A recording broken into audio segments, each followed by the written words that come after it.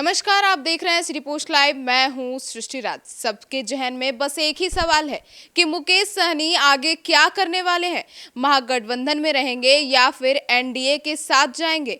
आज इस खास कार्यक्रम में हम इस विषय पर चर्चा करेंगे कि मुकेश सहनी की इधर उधर होने वाली जो बिहार की राजनीति पर क्या असर पड़ेगा। अब इस पूरे मामले पर चर्चा करने के लिए हमारे साथ उपस्थित हैं सिटी पोस्ट लाइव के चीफ एडिटर श्रीकांत प्रत्यूष।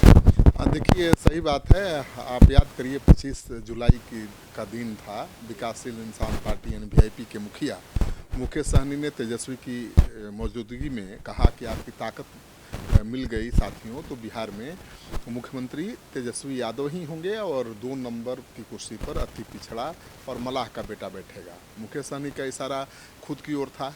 29 जुलाई 2025 के बिहार के सभी बड़े अखबारों में उन्होंने विज्ञापन भी दिया, जिसमें लिखा था कि पहला एजेंडा विकासशील इंसान पार्टी 2025 में 60 सीटों पर चुनाव लड़ेगी, बाकी सीटों पर हमारे सहयोगी दलों के प्रत्याशी लड़ेंगे। सर, तो लेकिन महागठबंधन की जो बैठक से जो मुकेश सहनी गायब थे, तो वो क्यों गायब थे? अब देखिए, 30 जुलाई 2025 को तेजस्वी यादव के घर पर महागठबंधन की कोऑर्डिनेशन कमेटी की मीटिंग हुई थी और ये महागठबंधन की 6ठी मीटिंग थी। मुकेश सहनी इसमें शामिल नहीं हुए, अपने प्रदेश अध्यक्ष को भेज दिया। ये पहली बार हुआ कि सहनी मीटिंग से गायब थे।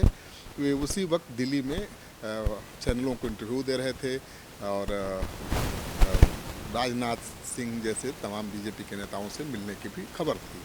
तो मुकेश सहनी इसकी घोषणा प्रेस कॉन्फ्रेंस में तेजस्वी के बगल में बैठे थे और उन्होंने प्रेस कॉन्फ्रेंस में ही, पिछले चुनाव की बात कर रहा हूँ, पिछले चुनाव में प्रेस कॉन्फ्रेंस में ही एक ऐलान कर दिया कि अब भाई हमारे पीठ में खंजर घोंपा गया है और मैं अब जा रहा हूँ।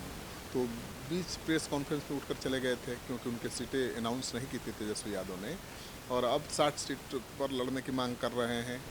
सूत्र बता रहे हैं कि 40 से कम पर मानेंगे नहीं, और ऐसे में लगता है कि बात नहीं बन पा रही है। डिप्टी सीएम का पद चाहिए, 40 सीट चाहिए, तो बात नहीं बन पा रही है। तो से गायब हो गए। अपने प्रदेश अध्यक्ष को औपचारिक तौर से भाग लेने के लिए भेज दिया। तो एक तरह से प्रदेश अध्यक्ष को भेजकर ये भी संकेत दिया कि नहीं भाई, हम किसी ज़रूरी काम से बाहर जा रहे हैं। दूसरी तरफ ये भी संदेश दे दिया कि हम नाराज़ भी हैं, तो अब अटकलों का बाजार गर्म है। सर, तो अगर मुकेश सहनी एनडीए में शामिल हो जाते हैं तो क्या तेजस्वी यादव का जो अति पिछड़ा समाज को ये साथ लेने का मुहिम है, उस पर क्या प्रभाव पड़ेगा? बहुत फर्क पड़ेगा, क्योंकि तेजस्वी यादव की कोशिश है कि अति पिछड़ा को गोलबंद किया जाए और महागठबंधन को एक बार फिर ऐसा ही झटका लग सकता है अगर मुकेश सहनी छोड़ देंगे तो ऐसी बातें हो रही हैं कि मुकेश सहनी एनडीए में जा सकते हैं। बिहार की राजनीति समझने वाले जो लोग हैं उनका भी मानना है कि अति पिछड़ा वर्ग को अपनी तरफ करने का जो तेजस्वी यादव का प्लान है, मुकेश सहनी के जाने से गड़बड़ हो सकता है। महागठबंधन की मीटिंग से दूरी, 60 सीटों की मांग, डिप्टी सीएम बनाने की डिमांड, सहयोगियों से मुकेश सहनी के रिश्ते बिगाड़ भी रही है। कांग्रेस पार्टी उनके मांग का विरोध कर रही है। कांग्रेस पार्टी तो खुद चाहती है कि उसके 2 डिप्टी सीएम हों अगर तेजस्वी सीएम बने तो ऐसे में उनकी मांग पूरा कर पाने में मुझे लगता है तेजस्वी असमर्थ हैं और एनडीए में उनकी बात बन जाने की खबर भी आ रही है। हालांकि मुकेश सहनी की पार्टी वीआईपी और बीजेपी दोनों ने अभी इसको कंफर्म नहीं किया है, लेकिन हवा में बातें तो हैं। मुकेश सहनी की ताकत आप देखिए क्या है। सीट भले न जीतें अकेले चुनाव लड़के, लेकिन वोट जरूर दिलवा सकते हैं। वोट किसी का काट सकते हैं, किसी को दिलवा सकते हैं। 2024 तक बिहार में आप देख लीजिएगा, 2024 तक 10 साल में मुकेश सहनी बिहार में खुद को एक ताकतवर पार्टी के रूप में स्थापित कर चुके हैं, निषादों के बड़े नेता बन चुके हैं और बिहार में इस कम्युनिटी की आबादी करीब 2.5% है। तो मुकेश सहनी भले सीट न जीतें, लेकिन मुजफ्फरपुर, वैशाली, दरभंगा, खगड़िया, सहरसा, मिथिलांचल, कोसी के इलाके की 25 से 30 सीटों पर खेल बना और बिगाड़ सकते हैं। बड़े फैक्टर हैं। यहाँ निषादों की अच्छी खासी आबादी है।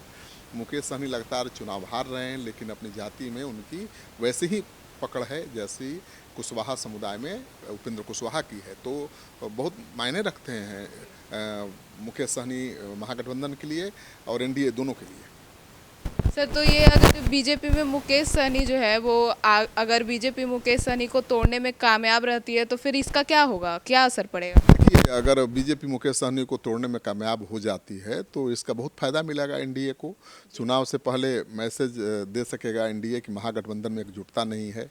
ये बिल्कुल वैसा ही झटका होगा जैसा लोकसभा चुनाव में नीतीश कुमार के एनडीए गठबंधन छोड़ने से लगा था। और नीतीश कुमार ने इंडिया बनाने से लेकर विपक्ष को एकजुट करने में अहम भूमिका निभाई थी।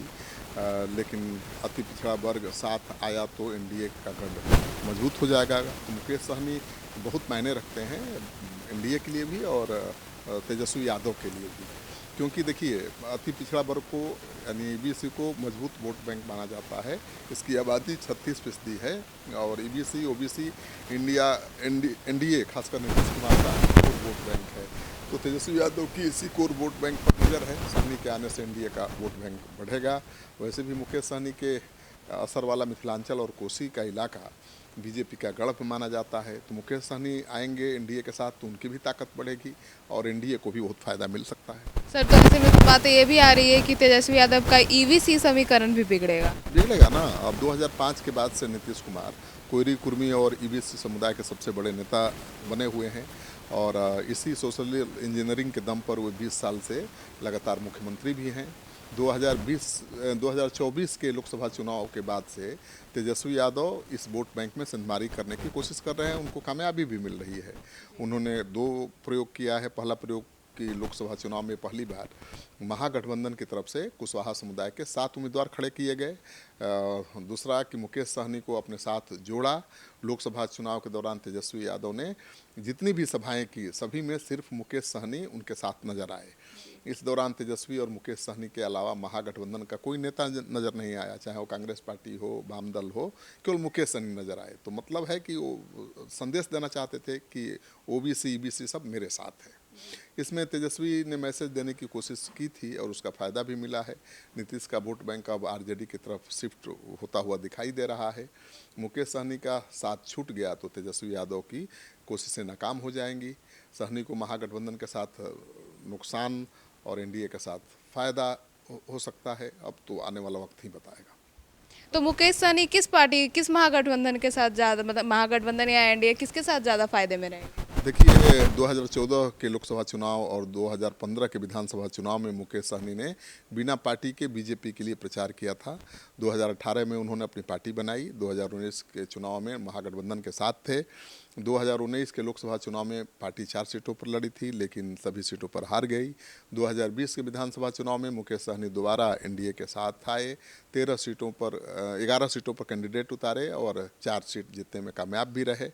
2024 के लोकसभा चुनाव में वापस महागठबंधन में चले गए। पार्टी ने 3 सीटों पर चुनाव लड़ा लेकिन खाता भी नहीं खुला।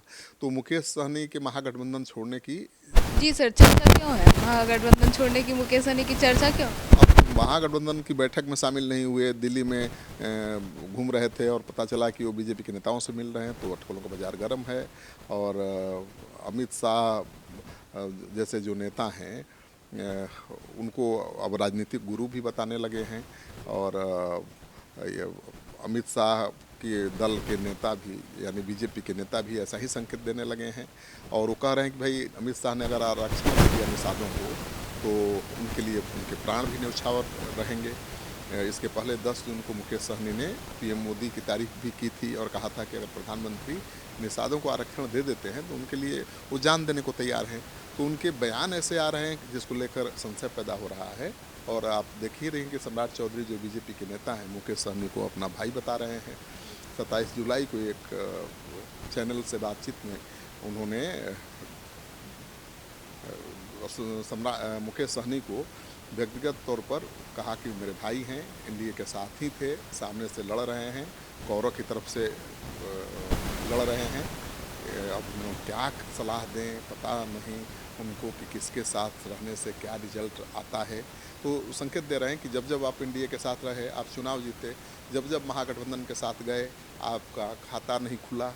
तो बीजेपी के जो प्रदेश अध्यक्ष हैं वो भी तो दावा करते रहे हैं कि महागठबंधन के बड़े नेता संपर्क में हैं और बीजेपी के प्रदेश अध्यक्ष हैं। अगर ऐसा बयान दे रहे हैं तो इसको तो जोड़ा जाएगा संभावनाओं से। और उन्होंने ये भी कहा कि भाई राजनीति में कभी भी कुछ भी हो सकता है। तो उनके इस दावे में लगता है दम है कि महागठबंधन के नेता यानी मुकेश सहनी बीजेपी के संपर्क में हैं और अभी दिल्ली गए थे तो चर्चा थी, खबर थी कि वो बीजेपी के नेताओं से मिले भी हैं। तो लेफ्ट और कांग्रेस बीजेपी के साथ तो जा नहीं सकती है। ऐसे में वो बड़ा नेता मुकेश सहनी को ही माना जा रहा है, बीजेपी जिसकी तरफ इशारा कर रही है। तो मुकेश सहनी के बीजेपी के साथ जाने की संभावना ज़्यादा दिखाई दे रही है।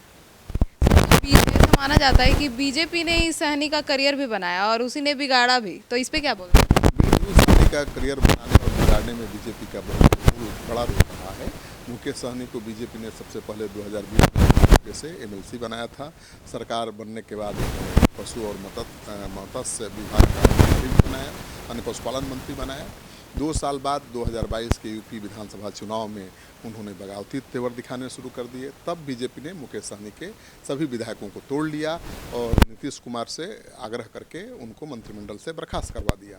तो मंत्री परिषद से भी बाहर हो गए, विधान परिषद से भी बाहर हो गए और वो गुस्से में हैं और लगातार कहते फिर रहे हैं कि 4 छीना बीजेपी ने मेरा विधायक, मैं 40 छीनूंगा। और 40 छीनूंगा मतलब 60 पर लड़ूंगा तब मैं 40 छीनूंगा, और 40 से कम तो लड़ूंगा नहीं, 40 छीनना है तो मुकेश सहनी के दावे बड़े हैं जिसको लेकर रार मची। सर, तो ऐसा मुकेश सहनी के जाने के बाद बीजेपी ने हारी हुई सहनी पर भी दाव लगाया था। हरी सहनी पर दाव लगाया था बीजेपी ने, क्योंकि उसको निषाद नेता चाहिए और हरी सहनी को विधान परिषद भेजा, इसके बाद मंत्री भी बना दिया। इसके बाद लोकसभा चुनाव में बीजेपी ने मुकेश सहनी के ही करीबी रहे राजनारायण निषाद को मुजफ्फरपुर से चुनाव भी लड़ाया। चुनाव जीतने के बाद उन्हें केंद्र में मंत्री भी बनाया गया। फिर भी पार्टी के साथ समुदाय के बीच वो पैठ नहीं बना पा रही है जो बनाना चाहती है। तो उसको लगता है कि बिना मुकेश सहनी के काम नहीं बनने वाला है। और आप एक बात जान लीजिए कि जो निषाद समाज है यानी मलाह समाज, वो एनडीए के साथ हमेशा रहा है, उसके साथ सहज महसूस करता रहा है। लेकिन जब से मुकेश सहनी आए हैं तब से उस वोट बैंक में डिवीज़न हुआ है। मुकेश सहनी जिसके साथ जाते हैं उसके साथ 50-60% निषाद समाज चला ही जाता है। तो 2.5% वोट बैंक है इनका। अगर 50% भी चला गया तो बहुत प्रभाव डालेगा, क्योंकि विधानसभा चुनाव में हार जीत 500 से लेकर 2000-5000 वोटों से होता है और 1% वोट बहुत मायने रखता है, 1.5% वोट। तो इसीलिए बीजेपी चाहती है कि किसी भी कीमत पर वो आ जाएं। सूत्रों के हवाले से जो खबर आ रही है कि उनको कैबिनेट मंत्री बनाए जाने का ऑफर है दिल्ली में, केंद्र में। नहीं तो बिहार में भी बन सकते हैं, केंद्र में भी बन सकते हैं, दोनों जगह ऑफर है। और जितनी सीटें मिली थी विधानसभा चुनाव में पिछली बार 11, उतनी सीटें उनको मिल सकती हैं। तो मुकेश सहनी अब जोड़ घटाव कर रहे होंगे कि अगर Tejashwi Yadav deputy CM announce करेंगे तब तो ठीक है, 40 सीट दे देंगे तो उनके साथ रहेंगे। अगर 40 सीट भी नहीं देंगे, डिप्टी सीएम भी अनाउंस नहीं करेंगे, तब तो हम चले जाएंगे इंडिया के साथ। 11 सीट सही, मंत्री पद ही सही। उनको तो ऐसे भी मंत्री ही बनना है या फिर डिप्टी सीएम बनना है, तो उनको जो भी ऑफर मिलेगा वो तो चलेगा। उनको जाना भी चाहिए, जहाँ उनको फ़ायदा दिखे वहाँ जाना चाहिए। देखिए, राजनीति में जब तक आप जीतेंगे नहीं, जब तक आप पद पर नहीं रहेंगे, तब तक आपका समाज भी आपका साथ नहीं देगा।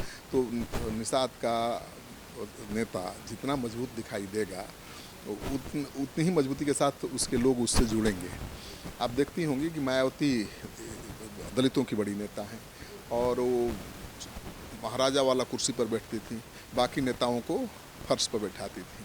तो अपने समाज को ये संदेश देती थी कि देखो, तुम्हारे समाज की बेटी सबसे ऊपर वाली कुर्सी पर, सबसे ऊंची कुर्सी पर बैठी है और बाकी ठाकुर ब्राह्मण जितने बड़े नेता हैं तो उनके समाज को लगता है अरे भाई, ये तो मेरे मान सम्मान को बढ़ा रही है। हम लोगों को कुर्सी नहीं मिलती थी, कुर्सी पर बैठने की इजाज़त नहीं थी जिन लोगों के सामने, उन्हीं लोगों के सामने हमारी कुर्सी पर बैठी है, बाकी लोग फर्श पर बैठे हैं। तो जो दलित समाज के लोग हैं, जो अति पिछड़ा समाज के लोग हैं, अपने नेता को बहुत मजबूत देखना चाहते हैं। तो जब मजबूत नेता दिखाई देगा तो उसके पीछे हो जाएंगे। तो मुकेश सहनी इसलिए डिप्टी सीएम का रख लगा रहे हैं। डिप्टी सीएम कोई पद होता है, मंत्री और डिप्टी सीएम में क्या फ़र्क है? बस एक मान सम्मान का प्रतीक है। और डिप्टी सीएम बनेंगे तो आगे संभावनाएँ रहेंगी, दावा करेंगे कि भाई अब सीएम भी बना दो। तो मुकेश सहनी शुरू से ही डिप्टी सीएम की रट लगाए हुए हैं, 60 सीटों पर अड़े हुए हैं, ताकि उनको मौका रहना चाहिए मतलब नहीं देंगे तेजस्वी तो कह देंगे कि भाई हमको तो कमिटमेंट किए थे 60 सीट देने का, हमको तो वादा किए थे डिप्टी सीएम बनाने का, वादा से मुकर गए तो हम उनके साथ क्यों रहेंगे। तो मुकेश सहनी के पास वाजिब कारण है महागठबंधन छोड़ने का भी, और वाजिब कारण है महागठबंधन के साथ बने रहने का भी। तो अभी क्या करेंगे ये कहा पाना अभी मुश्किल है, आपको इंतजार करना पड़ेगा, क्योंकि बीजेपी के साथ डील अभी फाइनल नहीं हुई है, बातचीत चल रही है। डील जैसे ही फाइनल होगी मुकेश सहनी खुद सामने आ जाएंगे, तो हमें इंतज़ार करना चाहिए। तुरंत निष्कर्ष पर पहुंचना मुश्किल है। तो सुना आपने, अब आप बताइए इस पूरे मुद्दे पर आप क्या सोचते हैं कि मुकेश सहनी एनडीए में जाएंगे या महागठबंधन में ही रहेंगे। तो फिलहाल इस खबर में इतना ही। आगे की खबरों के लिए देखते रहिए सिटी पोस्ट लाइव। तब तक के लिए धन्यवाद।